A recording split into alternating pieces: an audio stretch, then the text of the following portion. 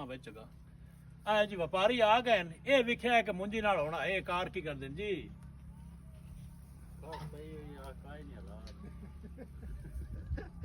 ਮੁੰਜੀ ਨਾ ਕੀ ਹਾਲਾਤ ਹੋ ਸਕਦੀ ਕਰਨੀ ਅਲੇ 20 ਕਿਹੜਾ ਲਾਈ ਫੈਸਲ 1509 ਜੀ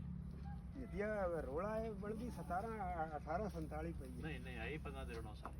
ਸਾਰੀ ਪੱਕਾ ਥੜਾ ਹੀ ਹਾਂ ਪੱਕਾ ਥੜੇ ਦਾ ਇੱਕ ਦਾਣਾ ਵੀ ਨਾ ਹੋ ਦੂਏ ਦਾ ਆ ਯਾਰ 1509 ਮੈਂ ਲਾਈ ਹੋਏ ਤੇ ਜਿਸ ਵਪਾਰੀ ਆਵੇਂ ਨਾ ਹਾਲਾਂਕਿ ਇੱਕ ਦਾਣਾ ਨਹੀਂ ਥੈੜਾ ਪੱਕਾ ਹੈ ਉਹ ਆਂਦਾ ਨਾ ਫਲਾਣਾ 1847 ਵੀ ਰਲਾ ਹੈ ਜੀ ਇਹਦੇ ਚ ਕੋਕਨਾਤ ਵੀ ਆ ਕੋ ਵਿੱਚ ਹਾਈਬ੍ਰਿਡ ਦੇ ਦਾਣੇ ਵੀ ਹਾਲਾਂਕਿ ਵਿੱਚ ਦਾਣਾ ਨਹੀਂ ਕਿਸੇ ਹੋਰ ਸ਼ਾਇਦ